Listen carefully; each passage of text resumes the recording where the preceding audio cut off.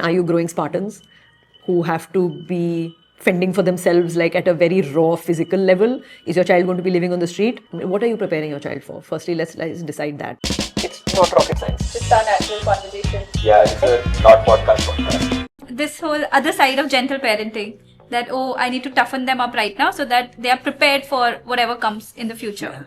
So what is this toughening up and how does that look like? What actually toughens children is that they have a relationship which is a secure base for them, and they can come back to that when things are tough, which means their baseline is set. That's what toughens children.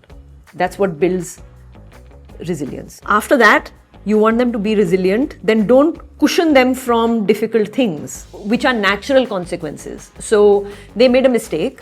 There are consequences to that mistake. No punishment required, just the natural consequences. They are 3 years old, they go to the park, they hit a kid, the other kid hits them back. Natural consequence. All right. They come back, you calm them down, and then you have a conversation about what happened.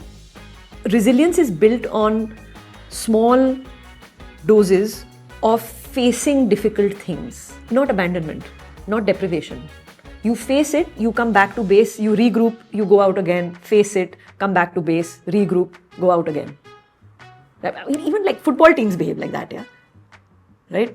You regroup, you go back to your locker room, you get a lecture from your coach, then you go back out and play again. Think coach, not child abandoned on street, in terms of you want to encourage your child to be able to do difficult things or do hard things. So you do have to also keep an eye on the particular child that you do have, not some model that was made in a corporate boardroom.